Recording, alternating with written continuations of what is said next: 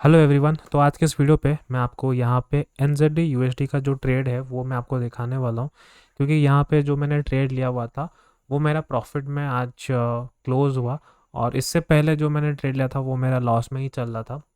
तो इसमें मैं आपको जो प्राइस एक्शन है वो थोड़ा समझाऊंगा, और बाकी जो मैंने ट्रेड्स लिया हुआ था, कितना ओवरऑल प्रॉफिट है, कितना अभी अकाउंट बैलेंस है, सब कुछ मैं आपको इस वीडियो पे दिखाने वाला हूँ। तो सबसे पहले, अगर आप चैनल पे पहली बार विजिट कर रहे हैं, चैनल को सब्सक्राइब कीजिएगा, बेल आइकन को प्रेस करिएगा, ताकि जब भी मैं कोई वीडियो अपलोड करूं आपको तुरंत नोटिफिकेशन मिल जाए। और साथ ही साथ मैं आपको कुछ ऐसे फ्री अकाउंट्स के भी ऑफर्स में बताता हूँ, जो कि आप वहाँ पे फ्री में क्लेम कर सकते हो, राइट। तो इन बीच में बहुत सारे ऐसे अकाउंट थे कि फ्री में मिले, बट मैं तब उतना अवेलेबल नहीं था, इसी वजह से हो सकता है आपको वो कहीं मिल नहीं पाया हो, या फिर बहुत लोगों को मिला भी हो।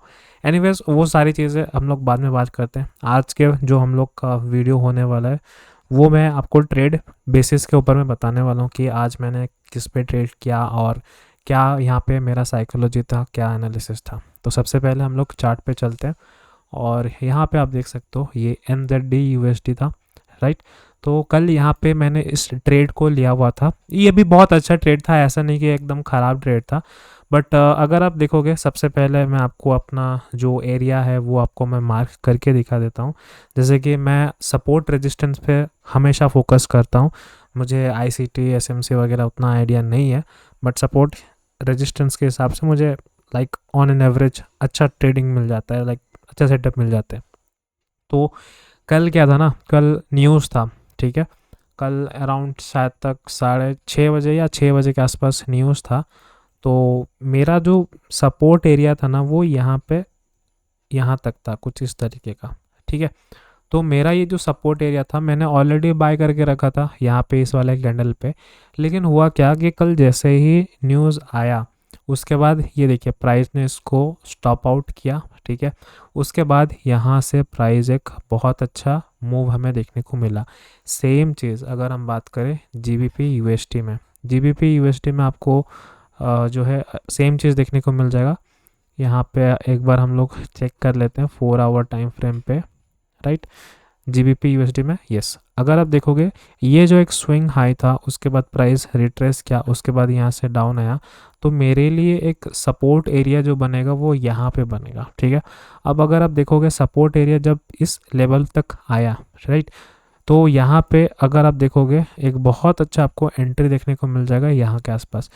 देखिए मैंने जो ट्रेड लिया था NZD USD, उसको नहीं लेके अगर हम इसको भी लेते ना तो भी एक अच्छा ट्रेड सेटअप बन सकता था। लेकिन मुझे इससे ज़्यादा जो है NZD USD पे अच्छा लग रहा था, क्योंकि यहाँ पे प्राइस एक्शन क्लियर था।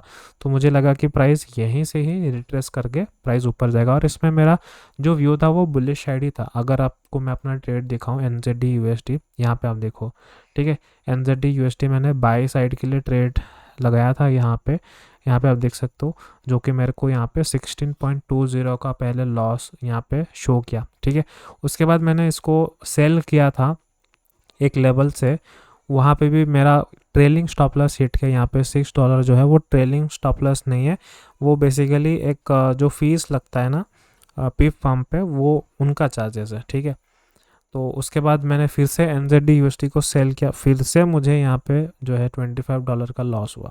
तो आप देख सकते हो बैक टू बैक मुझे यहाँ पे लॉसेस होने लगे NZD USD पे। उसके बाद फिर मैंने हार नहीं माना, मतलब आप देखो मेरा कंसिस्टेंसी ऐसा है कि NZD USD पे मैंने आज जो है फिर से इसको सेल किया था, अगेन फिर से मैंने सेल किया, और लॉट साइज़ वही था 1 लॉट। और उसके बाद यहाँ पे पहला जो ट्रेड था आज का वो $62 प्रॉफिट हुआ, उसके बाद $43 का प्रॉफिट हुआ। आपको मैं यहाँ पे अकाउंट भी दिखा देता हूँ, यहाँ पे आप देख लो, ये जो है ACG मार्केट का है, और नीचे इंस्टेंट फंडिंग आपको देखने को मिल जाएगा। बट मैं फ़िलहाल सिर्फ और सिर्फ जो है पिफ फार्म से ट्रेड कर रहा हूँ, क्योंकि ये मुझे अकाउंट मिला था। तो मुझे इससे जो है पहला अपना ट्रेड प्रैक्टिस करना था, ताकि मैं इस अकाउंट को कितना ग्रो कर पाता हूँ या कितना नहीं, वो मुझे बस देखना था। तभी जो है मेरे को कॉन्फिडेंस आएगा ये सारे प्रॉफिट में ट्रेड करने का। लेकिन पहला अगर आप कॉन्फिडेंस की बात करें तो आपका आप जो भी स्ट्रैटेजी है, जो भी ट्रेड्स है, वो आपको बैक टेस्ट करना ज़रूरी है, तभी जाके आप देखिए। मैं अगर बात करूँ ना, मेरे जो स्टॉप लॉस आप देख सकते हो, मतलब $20 से ज़्यादा नहीं है। बट हालांकि यहाँ पे $25 ज़्यादा हो गया था, क्योंकि यहाँ पे थोड़ा सा कल मार्केट इसी वजह से मार्केट में न्यूज़ था, इसी वजह से जो है $25 का लॉस हो गया। बट अगर आप देखोगे मेरा अप्रोक्स जो है $20 तक ही स्टॉप लॉस रहता है, और अगर हम बात करें टारगेट की तो 1:2 के हिसाब से मेरा टारगेट रहता है, राइट। तो उसके हिसाब से अगर आप देखोगे तो अच्छा अभी तक तो प्रोग्रेस हुआ है। बाकी अगर हम बात करें, मुझे अभी और $100 चाहिए, तभी जाके मेरा यहाँ पे जो इसका अकाउंट साइज़ है वो $5000 यहाँ पे हमें देखने को मिलेगा। उसके बाद अगेन मुझे यहाँ पे 9% बनाना पड़ेगा।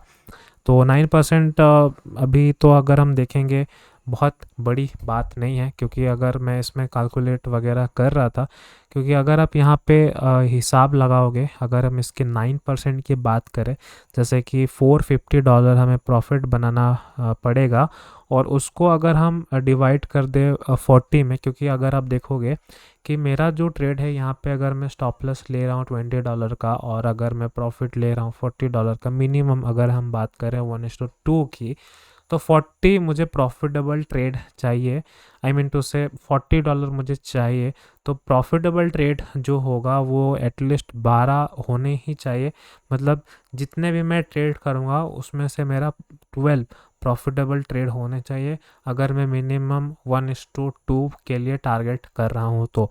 बाकी अगर हम 1:3 अगर हमको देखने को मिलता है, 1:4 देखने को मिलता है, तो उस हिसाब से आपका जो प्रॉफिटेबल ट्रेड है वो कम होते जाएगा। मतलब अगर मैं कंसिस्टेंसी की बात करूं, जैसे मान लो कि नहीं मुझे सिर्फ और सिर्फ जो है $40 प्रॉफिट करना है हर ट्रेड पे, ऐसे में अगर मैं हिसाब लगाऊं तो मुझे 12 ट्रेड ही चाहिए, प्रॉफिटेबल ट्रेड चाहिए। तो मेरा यहाँ पे स्टेज 1 कंप्लीट हो जाएगा। और उसके बाद जो यहाँ पे स्टेज 2 है वो 6% का टारगेट है, जिसमें कि आपको $300 बनाना पड़ेगा। अगर हम सेम स्ट्रैटेजी की बात कर रहे हैं जैसे कि $40, तो उसमें मुझे बस 8 प्रॉफिटेबल ट्रेड चाहिए, तो मेरा यहाँ पे स्टेज 2 भी क्लियर हो जाएगा। उसके बाद हमको जो है एक फंडेड अकाउंट मिल जाएगा, जिसमें कि आप यहाँ से पे आउट ले सकते हो, ठीक है। तो अभी भी करेंटली देखोगे तो 4907 हमारा इक्विटी बैलेंस है। और ये एक्चुअली मैं अगर कल थोड़ा सा एग्रेसिवली ट्रेड अगर नहीं करता, अगर आप देखोगे $16 $6, ठीक है, चलो ठीक है, बट मैं ये जो अगेन सेल किया था थोड़ा सा एग्रेसिव मैंने सेल किया था। अगर ये प्रॉफिट मैं अगर इसको लॉस नहीं करवाता, तो मेरा अगर आज का प्रॉफिट जो होता 4925 के आसपास होता, और बस मुझे चाहिए होता $75। उसके बाद हम लोग ब्रेक इवन पे आ जाते हैं, ठीक है। तो कोई बात नहीं। और आज तो भाई फ्राइडे है और कल हम लोग का सैटरडे है, कल तो मार्केट वैसे भी छुट्टी रहने वाला है। हम लोग अभी डायरेक्टली जो ट्रेड स्टार्ट करेंगे वो हम लोग मंडे स्टार्ट करेंगे।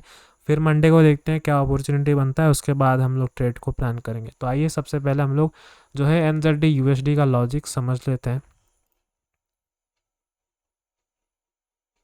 अगर आप ध्यान से देखोगे यहाँ पे मैंने क्यों इसको सेल किया था, यहाँ पे अगर आप देखोगे ये जो एक एरिया है ना, अगर मैं इस पूरे एरिया को मान लो एक सपोर्ट मान लेता हूँ, ठीक है। अगर आपको यहाँ पे कुछ ऐसे में दिखाऊं, ये मेरा पूरा एक एरिया सपोर्ट है, राइट। और अगर हम रेजिस्टेंस की बात करें, कुछ ऐसा है रेजिस्टेंस।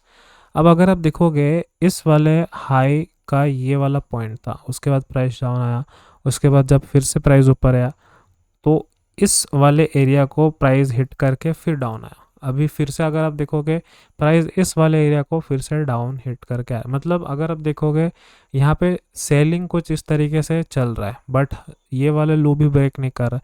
मैं बस चाहता था कि अगर ये ब्रेक करता ना तो हमको एक कंफर्मेशन मिल जाता कि ये जो सपोर्ट है ये अब उतना अच्छा सपोर्ट नहीं रहा, इसको क्लियरली ब्रेक किया, वापस से प्राइस ऊपर गया। मेरे को थोड़ा थोड़ा फिर भी डर लग रहा था यार, इतना एग्रेसिवली बाइंग हुआ था ना, मुझे लगा कि प्राइस हो सकता है यहीं से ऊपर ना चला जाए। फिर मैंने वेट किया, फिर मैंने देखा कि ये वाला लो भी ब्रेक कर रहा है। तब मैंने क्या किया ना, इसको जैसे ही इस वाले कैंडल ने इसको ब्रेक किया, यहाँ पे मैंने सेल एंट्री पंच किया। उसके बाद यहाँ से लेके यहाँ तक मैंने पूरा प्रॉफिट जो है यहाँ पे इंजॉय किया। दोनों ट्रेड मैंने लिया हुआ था। पहले इस वाले कैंडल पे मैंने एग्जिट किया, फिर जब ये थोड़ा सा ऊपर गया रिट्रेस किया, फिर मैंने अगेन सेल किया, फिर यहाँ पे मैंने एग्जिट किया। उसके बाद जाके थोड़ा बहुत यहाँ पे टाइम पास किया। उसके बाद अगेन मैं अगर इतना तक रुकता ना तो मेरे को और भी बहुत अच्छा प्रॉफिट मुझे मिल सकता था। बट मैंने यहाँ पे इसको यहाँ पे राइट समझा, मतलब सही समझा कि भाई इसको यहीं पे एग्जिट कर देते हैं, क्यों बेकार में इसको इतना होल्ड करना। हो सकता है अभी यहाँ से भी थोड़ा सा लाइक साइडवेज करके प्राइस ऊपर भी चले जाता, और कहीं इस वाले एरिया से जो हम लोग का एक स्विंग हाई है, इस वाले एरिया से प्राइस हिट करके फिर डाउन आता। तो इसी वजह से मैंने सोचा कि भाई चलो जो मिला जितना मिला सही है।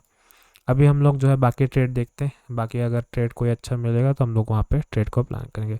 तो उम्मीद करते हैं आपको ये वीडियो अच्छा लगा होगा, कुछ सीखने को भी मिला होगा। इसमें कोई इतना रॉकेट साइंस नहीं है, बस मुझे चीज़ें को सिंपल रखना पसंद है, और मुझे एसएमसी वगैरह तो नहीं आता। ऐसा नहीं कि मैंने सीखने का कोशिश नहीं किया, सीखने का कोशिश किया, बट दिमाग के अंदर में घुसा ही नहीं। तो यहाँ पे बस वो चीज़ मैंने समझा कि भाई आप चाहे कोई भी स्ट्रैटेजी यूज़ करो, कुछ भी यूज़ करो, ठीक है, फ़र्क नहीं पड़ता है। बस आपको बस रिस्क मैनेजमेंट आना चाहिए, और जो भी आप ट्रेडिंग डिसीजन ले रहे हो वो आपका सही होना चाहिए, लाइक कॉन्फिडेंस होना चाहिए। तो कॉन्फिडेंस, जैसे मैंने बात की कि कॉन्फिडेंस कैसे आएगा, आपको जो भी मतलब जैसे भी करेंसी मिल रहा, देखिए मेरा कोई पर्टिकुलरली कोई करेंसी पेयर नहीं है, मेरे को जो सेटअप दिखा, सपोर्ट रेजिस्टेंस प्राइस एक्शन दिखा, उसमें मैं ट्रेड लेता हूँ। मेरा कोई ऐसा फेवरेट करेंसी पेयर नहीं है। बस NZD USD मैं इसीलिए उतना ज़्यादा फोकस कर रहा हूँ क्योंकि यहाँ इसमें मुझे प्राइस एक्शन बहुत अच्छे देखने को मिल रहे हैं। बस इसी वजह से कुछ लोगों को लाइक गोल्ड ज़्यादा अच्छा लगता है, तो फिर वो गोल्ड ही ट्रेड करते हैं, और मुझे गोल्ड उतना पसंद नहीं क्योंकि वो बहुत वॉलेटाइल है। मेरे को आराम से लाइक ट्रेड चाहिए होता है और इजी सेटअप मिल सके, बस वही मेरा फोकस था। तो यहाँ पे आप ये चीज़ देखो कि हर इंडिविजुअल ट्रेडर का ना एक अलग अलग सेटअप होता है, अलग अलग रिस्क होता है, अलग अलग साइकोलॉजी होता है। तो उस हिसाब से उसको जो फिट बैठता है ना, बस वो उसी के ऊपर पे फोकस करता है। लेकिन अगर आप बाकियों को देख के वो गोल्ड कर रहा है तो मैं भी गोल्ड करूँगा, ऐसा कोई लॉजिक नहीं है। आप पहले ढूंढो कि आपका ट्रेडिंग स्टाइल क्या है, और उसके हिसाब से जो है आप इसको जितना बैक टेस्ट करोगे, इसको जितना लाइक ट्रेड्स को करोगे। देखो मेरे को कोई शर्म नहीं है, मैं $20 स्टॉप लॉस ले रहा हूँ। लोग यहाँ पे अकाउंट ब्लो करवा देते हैं, बट मैं अकाउंट को इतने टाइम से होल्ड करके रखा हूँ, आप देख सकते हो इतने टाइम से होल्ड करके रखा हूँ कि अभी भी मैं यहाँ पे लाइक 4900 आप देख सकते हो। मैंने तो इसको ऑलमोस्ट 4800 700 तक भी इसको ड्रॉ डाउन लेके गया था। वहाँ से धीरे धीरे मैं रिकवर कर रहा हूँ, भले ही मेरा यहाँ पे लॉस हो रहा है, बट आप देख सकते हो प्रॉफिट बहुत बड़े अमाउंट पे हो रहा है। तो उसी के हिसाब से जो भी आपका सेटअप है ना, लाइक जो भी आपका सेटअप है उस पे बस आपको फिक्स रहना है। ऐसा नहीं कि आज ये सेटअप काम नहीं कर रहा है तो मैं कल दूसरे सेटअप पे ट्रेड करूँगा, वो नहीं कर रहा है तो मैं दूसरे सेटअप पे काम करूँगा। जैसे कुछ लोग होते हैं ना ब्रेकआउट वाले ट्रेड्स लेते हैं, कुछ लोग होते हैं कि जो रिवर्स करता है, जो लाइक रिट्रेस करता है, वो लोग ट्रेड करते हैं। कुछ लोग सपोर्ट रेजिस्टेंस करते हैं, कुछ लोग एसएमसी करते हैं। तो बहुत सारे अलग अलग स्ट्रैटेजीज़ होते हैं, तो वो सबका अलग अलग है। तो आप जिस पे एक सेटअप पे फोकस करोगे ना, तो उसी से आपका सारी चीज़ें क्लियर हो जाएगी कि आपसे क्या गलती हो रही है, क्या गलती नहीं हो रही है, ठीक है। तो वीडियो ऑलमोस्ट 12-13 मिनट हो चुके हैं, तो मैं वीडियो को यहीं पे एंड करना चाहूँगा। मैं आपसे मिलता हूँ नेक्स्ट वीडियो पे, तब तक के लिए टेक केयर।